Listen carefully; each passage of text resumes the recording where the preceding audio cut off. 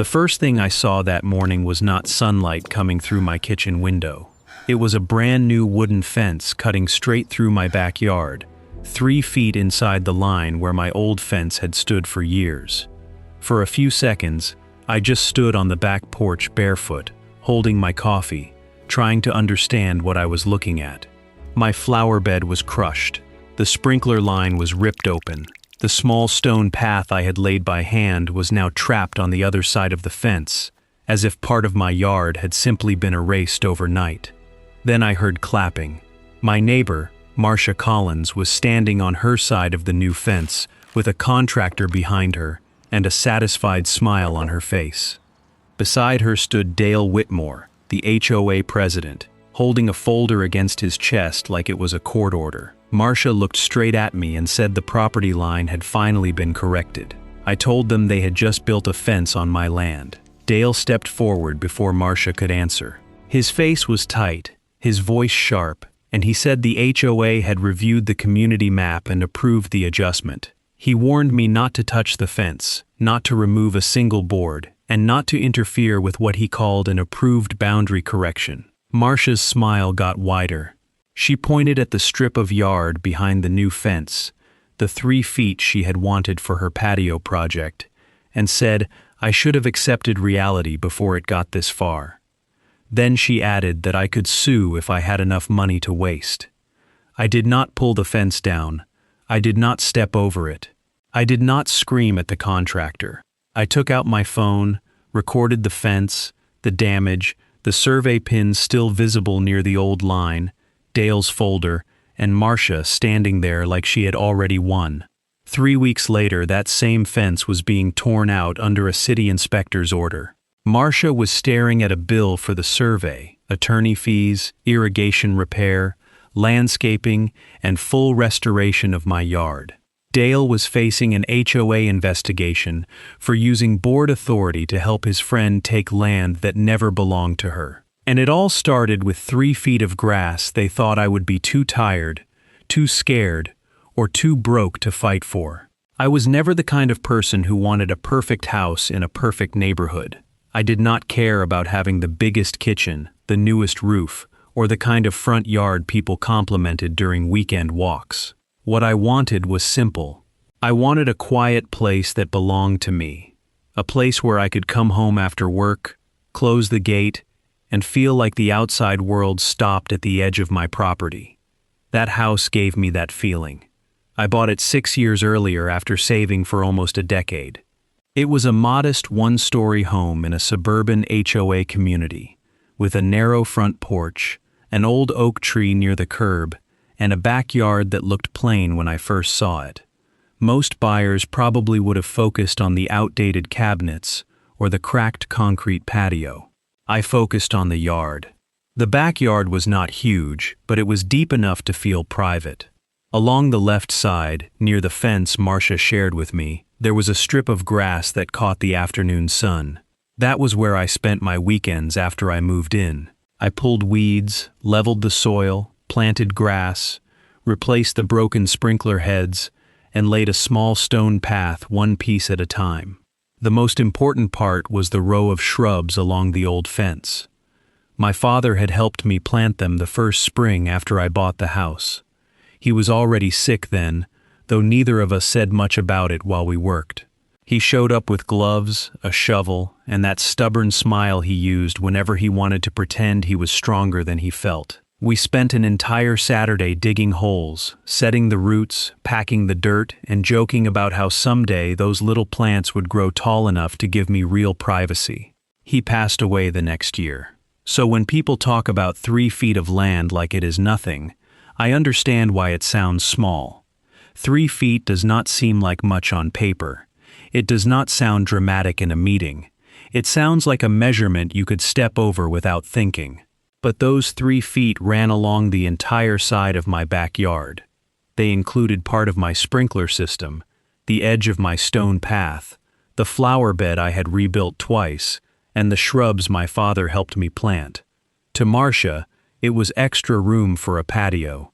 To me, it was years of work, money, memories, and the last quiet corner of the home I had built for myself. Marcia Collins moved in 2 years after I did. At first, she was friendly enough in the way some neighbors are friendly when they are still studying what they can get away with. She waved from her driveway. She brought cupcakes to a block party. She joined every HOA committee that would take her. Within a year, she knew everyone on the board by first name. Then she started talking about the fence. She would stand in her yard and say it looked crooked. She would mention that her lot felt narrower than it should. She would point at the old boards and say the previous owners must have built it in the wrong place. I told her more than once that the fence lined up with the survey from when I bought the house, but she always smiled like my paperwork was just an opinion. The truth was, Marcia wanted to build a large patio with a pergola, outdoor lights, and a built-in grill. The problem was her backyard did not have enough room to meet the setback requirements, unless she pushed closer to my side. She never admitted that directly, but she did not have to. Every conversation circled back to the same strip of land. And then there was Dale Whitmore. Dale was the HOA president, and he acted like the neighborhood was his personal kingdom. If you were on his good side, your trash bins could sit out for 3 days and nobody cared. If you questioned him, you got a violation letter for weeds growing through a crack in the driveway. Marcia was on his good side. I was not on any side, and in an HOA, that can be enough to make you a target. I stayed out of it for as long as I could. I paid my dues, kept my yard clean, followed the rules, and avoided meetings unless something directly affected me. I believed that if I respected other people's property, they would respect mine. That was my mistake. Because some neighbors do not see a fence as a boundary, they see it as a starting point for negotiation.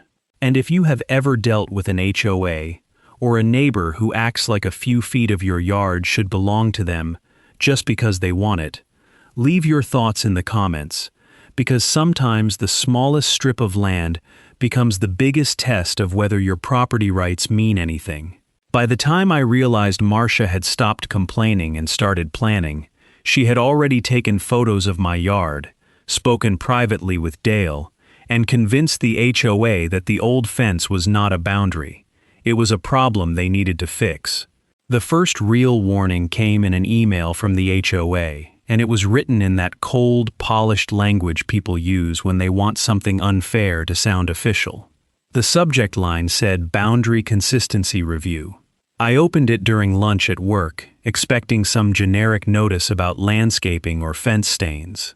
Instead, the email said the board had received a formal concern regarding the fence line between my property and Marcia Collins's property. According to the message, the HOA had reviewed the original community layout and determined that the existing fence might not reflect the intended boundary alignment.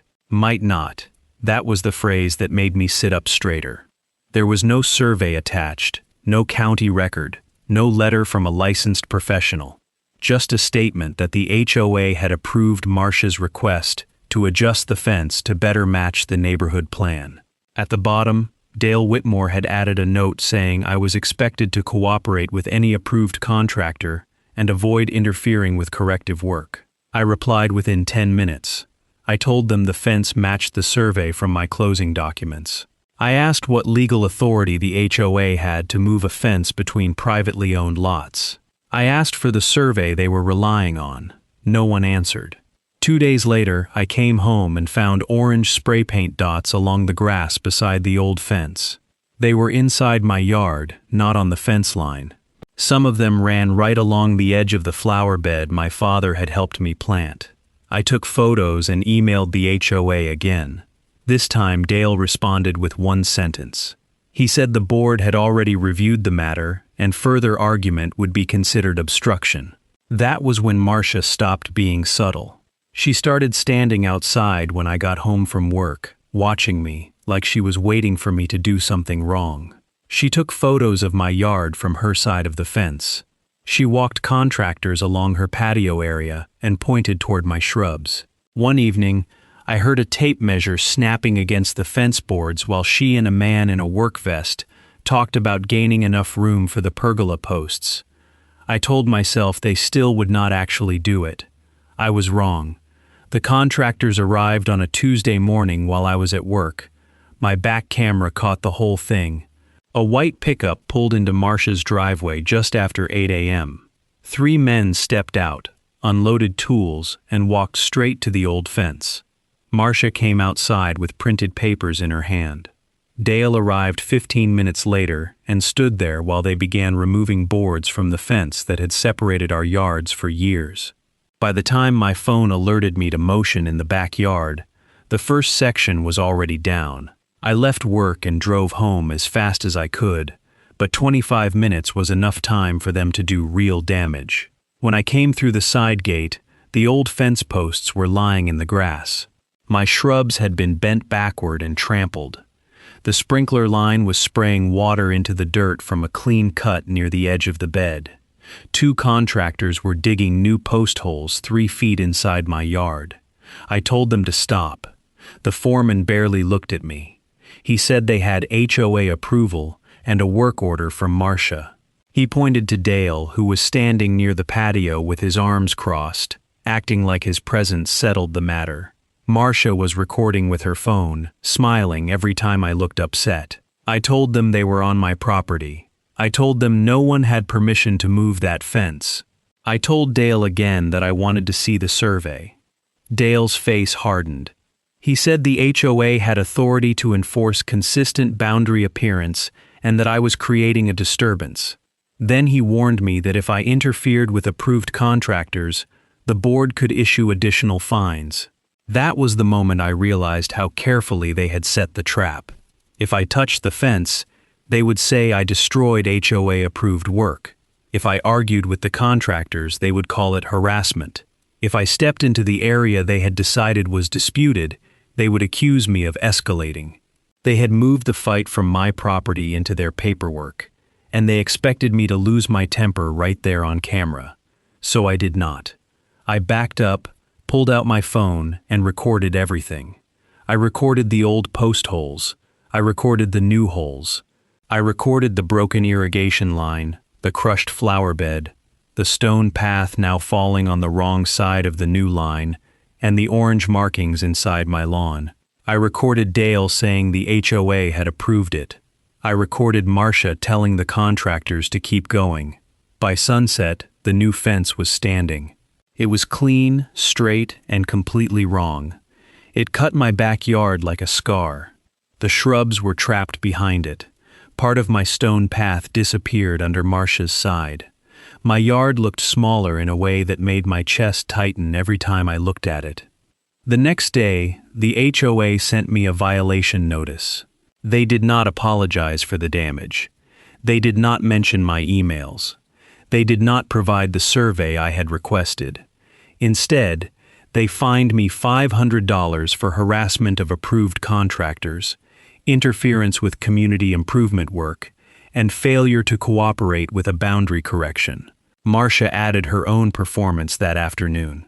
She hosted 2 neighbors in her backyard and walked them along the new fence like she was showing off a renovation. I could hear her saying the property line had finally been fixed and that some people only respect rules when the HOA forces them to. For the next week, she acted like the stolen strip had always belonged to her.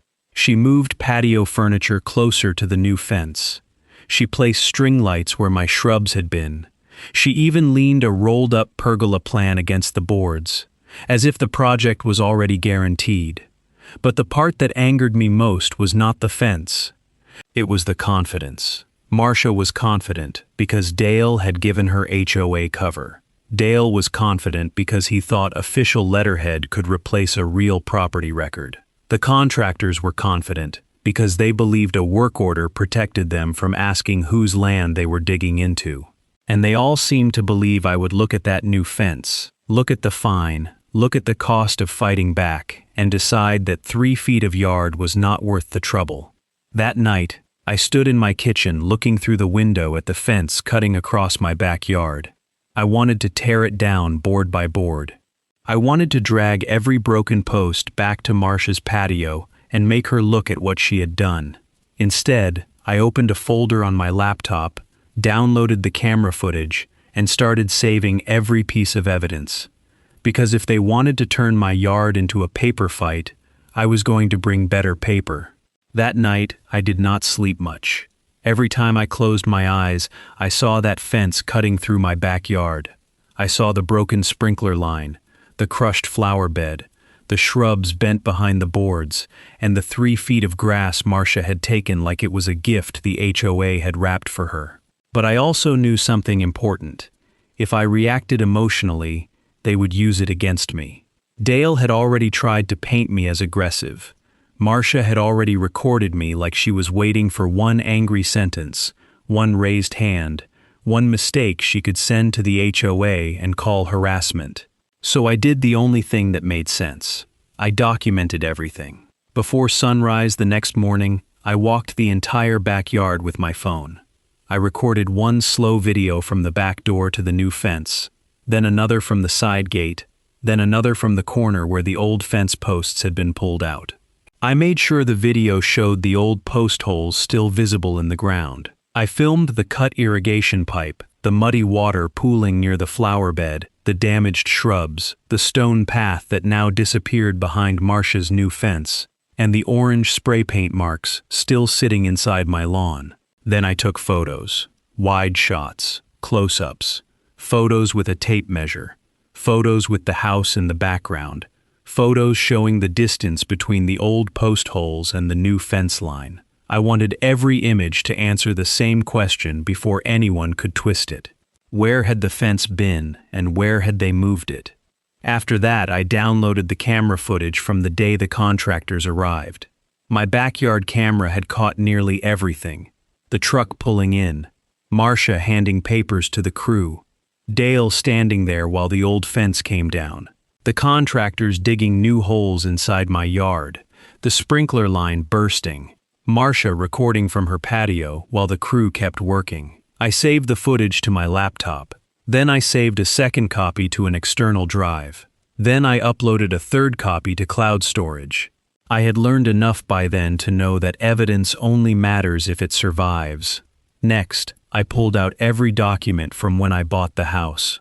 The closing binder had been sitting in a cabinet for 6 years, thick and boring and full of pages I never expected to need again. I spread everything across the kitchen table: the deed, the title policy, the plat map, the old survey, the property disclosure, and the legal description of the lot. I found the survey from closing and stared at the fence line until my eyes hurt. The old fence had not been random. It had followed the line shown on the survey almost exactly. That was the first moment I felt my anger become something colder and sharper. Marcia and Dale had not corrected anything. They had moved the fence first and planned to justify it later. I emailed the HOA again, but this time I kept the message formal. I asked for the exact document the board relied on when approving the boundary correction. I asked for the survey, the board minutes, the contractor authorization, the complaint submitted by Marcia, and any legal opinion confirming that the HOA had authority to approve a fence relocation between 2 privately owned lots. The reply came the next afternoon. It did not include a survey. It did not include a legal opinion. It did not include a county record. It only said the board had acted under its authority to maintain neighborhood consistency and resolve apparent boundary irregularities. Apparent. That word told me everything. They had not proven the fence was wrong. They had decided it looked wrong because Marcia wanted more room and Dale wanted to help her. So I went to the county recorder's office. I expected to spend half the day buried in paperwork, but the clerk found the records faster than the HOA had answered a single direct question. She pulled the recorded plat for my subdivision, the deed history for my lot, the deed history for Marcia's lot, and every recorded boundary adjustment connected to both properties. There were none.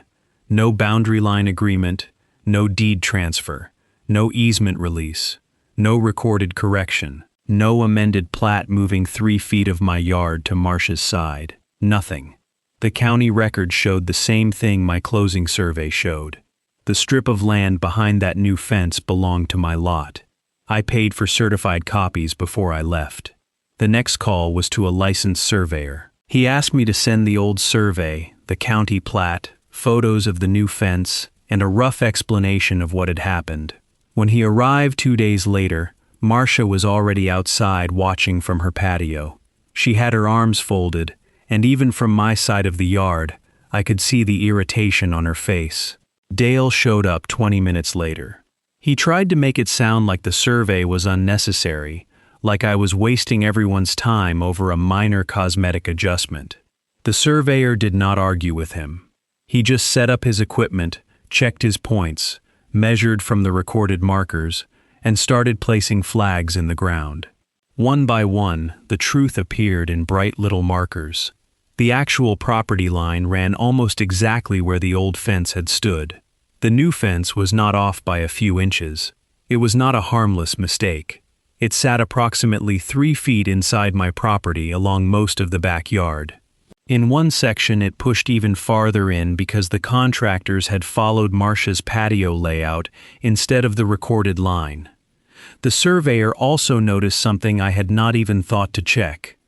The new fence cut across an access strip used for utility maintenance near the rear corner of the property. It also sat close enough to Marcia's planned patio area that her future pergola would likely violate setback rules unless she kept the stolen 3 feet. Suddenly the whole plan made sense. She had not moved the fence because it was wrong.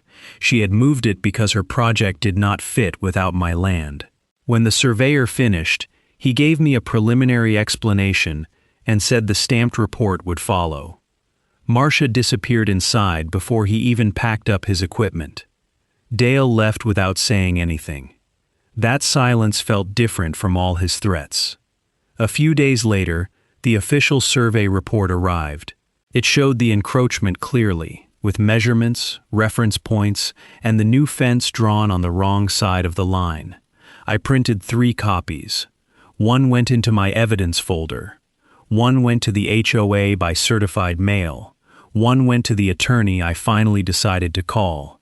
By then, my file had everything: photos, videos, HOA emails, violation notices, county records, certified plats, the old survey, the new survey, damage to the irrigation system, damage to the landscaping, proof that the contractors entered my property, proof that Dale approved work he had no authority to approve, proof that Marcia benefited from every inch they took. When the attorney reviewed it, he did not sound surprised. He sounded focused. He told me not to touch the fence, not to argue with Marcia, and not to communicate with Dale except in writing. Then he asked me to send one more thing: any HOA records showing Marcia's patio request. I did not know why that mattered yet. But 2 days later, when the HOA finally released part of the architectural request file, I understood. Marcia had submitted her patio and pergola plans before the fence was moved. The drawing showed her project extending into the same 3-foot strip now trapped behind the new fence. That was the detail that turned a bad fence dispute into something much bigger. When my attorney saw Marcia's patio and pergola plans, the whole story changed. Until that moment, the HOA had tried to make everything sound like a harmless boundary correction. Dale kept using words like consistency, alignment, and community standards, as if the board had simply cleaned up an old mistake. Marcia acted like she had been patient for years and finally got the neighborhood to recognize what was supposedly hers. But the drawing told a different story. Marcia had submitted her patio plan before the fence was moved, not after, before. The sketch showed a large concrete patio, a pergola, a built-in grill station, and a narrow walkway running along the side of her yard. The problem was obvious as soon as my attorney compared it to the survey. Her project did not fit inside her actual property line and setback limits. Unless she took 3 feet of mine, that was the first real turn. The second came from the contractor file. My attorney requested every communication between Marcia, Dale, the HOA architectural committee, and the fence contractor. The HOA resisted at first, saying some messages were internal board communications. My attorney responded with a preservation letter, warning them not to delete, alter, or withhold anything connected to the fence relocation, the patio application, or the violation notice they had sent me. A few days later, more records appeared. One email from the contractor asked a question that should have stopped the entire project. He asked whether the adjacent property owner had approved the fence relocation, since the new post line appeared to move inside the neighboring yard. Dale's reply was the sentence that made my attorney go quiet for a moment. He wrote that neighbor approval was not needed because HOA approval was enough. That was not just wrong, it was dangerously wrong. An HOA could approve fence style, height, color, and exterior appearance under its own rules, but it could not give a contractor permission to enter private land, destroy landscaping, move a boundary fence, and hand part of one owner's yard to another owner. HOA approval did not replace a deed, it did not replace a survey, it did not replace county records, and it definitely did not create ownership where none existed. Then my attorney found the third problem. The new fence had been built without the proper permit for a relocated boundary fence, and because it crossed the utility access strip near the rear of the lot, it also interfered with an area that had to remain clear for maintenance. That meant Marcia had not only taken land that was not hers, she had created a code problem while trying to make room for a patio that could not legally fit. For the first time since the fence went up, I stopped feeling like I was trying to prove something obvious to people determined not to see it. The evidence was no longer just emotional. It was technical. It was recorded. It was measurable. It had dates, emails, maps, photos, and a stamped survey. My attorney prepared a demand letter that was much sharper than I expected. It named Marcia personally. It named the HOA. It named Dale in his role as board president. It described the fence as an encroachment onto my property, not a boundary correction. It accused the HOA of exceeding its authority by approving work on land it did not own or control. It stated that Marcia had benefited from the encroachment because her patio application required the extra space. It demanded that they preserve all records, including emails, text messages, board notes, contractor invoices, architectural applications, and any private communications about my property line. Then came the money. The letter demanded removal of the new fence, restoration of the original property line, repair of the irrigation system, replacement of damaged landscaping, reimbursement for the survey, reimbursement for legal fees, cancellation of the HOA violation notice, and written confirmation that the HOA had no authority to alter private property boundaries without recorded legal documents. It also warned that if they failed to comply, the next step would include claims for trespass, property damage, interference with property rights, and injunctive relief forcing removal of the fence. I read the letter twice before it was sent. For weeks, Marcia and Dale had used paper against me, violation letters, approval forms, HOA notices, contractor authorizations. They had made it seem like official words on letterhead could shrink my backyard if they repeated them confidently enough. Now the paperwork was pointed back at them. The response was almost immediate. The management company suddenly became careful. Dale stopped emailing me directly. Marcia stopped walking guests along the fence. The contractor who had ignored me on the day of construction called my attorney and claimed he had relied completely on HOA approval. My attorney reminded him that contractors are still responsible for verifying where they are allowed to work. That call mattered because the contractor's insurance company was notified next. Once insurance entered the picture, everyone's tone changed. What Marcia had treated as a neighborhood victory was now a potential property damage claim. What Dale had treated as board authority was now a possible abuse of HOA power. What the contractor had treated as a simple fence job was now work performed on land his client did not own.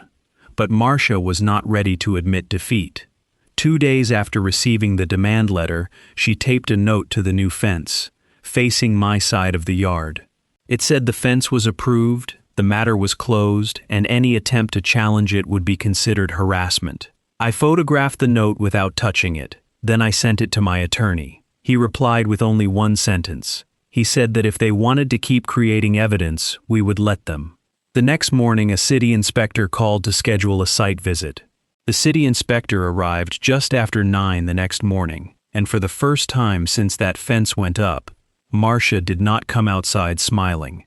She stayed on her patio with her arms folded, watching through narrowed eyes while the inspector stepped into my yard with a tablet, a measuring wheel, and a copy of the survey my attorney had sent ahead of time.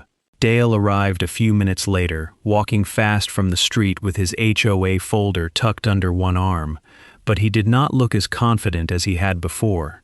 The folder was thinner now, the threats were gone. He looked like a man hoping official paper could still hide what a tape measure was about to prove. The inspector started with the survey flags. He walked from the rear corner marker to the sideline, checked the measurements, then looked at the new fence. He did not argue. He did not raise his voice. He just measured, took photos, made notes, and moved along the entire length of the backyard, while Marcia watched in silence. Every few feet, the truth became harder to ignore. The new fence was not on the property line. It was inside my yard, not by a few inches, not by some harmless construction tolerance. It was roughly 3 feet over for most of the run, cutting through the area where my old landscaping, irrigation, and stone path had been. Then the inspector reached the rear corner, and the situation got worse for them. That was where the utility access strip ran behind the lots. It had to remain clear for maintenance, and the new fence posts partially blocked it. The inspector checked the permit database from his tablet and found no approved permit for that relocation. There was no valid authorization showing the fence could be placed there, and nothing in the city records supported the HOA's claim that it was an approved boundary correction. Marcia finally stepped forward and tried to explain that the HOA had already approved everything. Dale nodded along, saying the board had acted to resolve a neighborhood boundary issue. The inspector listened, then asked for the recorded boundary adjustment. Neither of them had one. That was the moment their story stopped being a neighborhood disagreement and became an official violation. The inspector issued a correction notice requiring the fence to be removed from the encroaching area and the utility access obstruction to be cleared. He also noted the damaged irrigation and landscaping in his report because the work had been done outside the area Marcia had a right to control. The contractor was contacted next. At first, the company tried to say they had relied on Marcia's work order and the HOA approval, but once my attorney sent them the survey, the camera footage, and Dale's email saying neighbor approval was not needed, their tone changed fast. Their insurance carrier opened a claim, and suddenly the same contractor who had ignored me while digging holes in my yard was asking when they could inspect the damage. The real public collapse happened at the next HOA meeting. My attorney stood in front of the board with the survey, the city correction notice, the contractor emails, the patio plan, the violation letter they had sent me, and the photos of the fence cutting through my backyard. Dale tried to describe it as a misunderstanding. He said the board had acted in good faith. He said Marcia had presented the issue as an old fence error, but the documents told a cleaner story. Marcia wanted a patio that did not fit. Dale approved a fence move without a recorded boundary change. The HOA fined me for objecting to work on my own land. The contractor relied on permission from people who did not own the property being altered. And now the city had ordered the fence corrected. Homeowners who had stayed quiet before started asking questions. Why had the board approved private work without a survey? Why had I been fined for protecting my own yard? Why had Dale told a contractor that HOA approval was enough to move a fence onto someone else's property? For once, Dale had no sharp answer. 2 days later, the contractor returned. This time, they did not arrive with Marcia smiling behind them. They arrived with an insurance adjuster, a copy of the inspector's notice, and instructions to remove the fence sections that had been built on my land. I stood on my porch and watched them pull out the same posts they had driven into my yard. Marcia stayed behind her window. Dale did not show up at all. Board by board, the fence came down, and with every section they removed, those 3 stolen feet of my backyard came back into view. After the fence came down, the quiet in my backyard felt almost unreal. For weeks, that wall of fresh wood had stood there like proof that Marcia and the HOA could take whatever they wanted if they used the right forms, the right threats, and the right people. But now the boards were stacked on the contractor's trailer, the post holes were open in the dirt, and the 3 feet they had stolen from me were visible again. The settlement did not happen all at once. People like Marcia never hand over money because they suddenly understand fairness. They do it when the documents leave them no better option.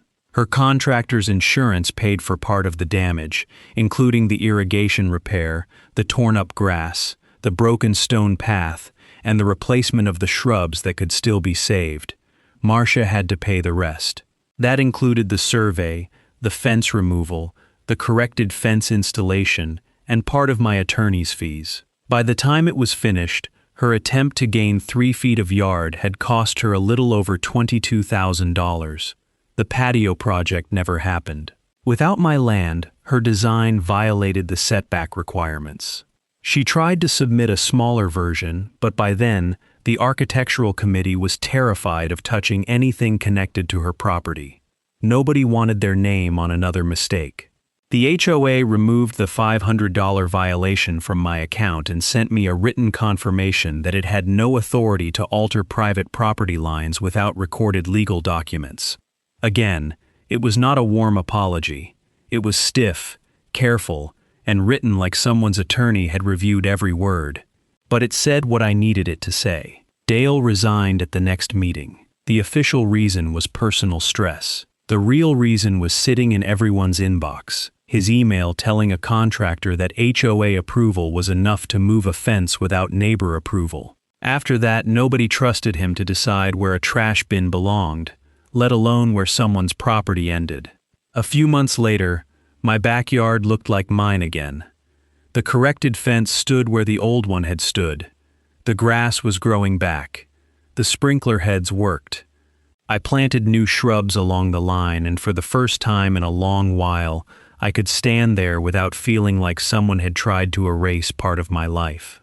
I did not win because I tore the fence down in anger. I did not win because I screamed louder than Marcia or threatened Dale in the street. I won because I took pictures, saved footage, pulled county records, hired a licensed surveyor, called an attorney, and let the evidence do what anger never could. 3 feet may not sound like much until someone takes it from you. And if you have ever dealt with a neighbor or an HOA that treated your property like something they could vote on, leave your thoughts in the comments. Share this story with someone who needs the reminder. Save it for later, and subscribe for more stories where the person with the paperwork beats the person with the power trip.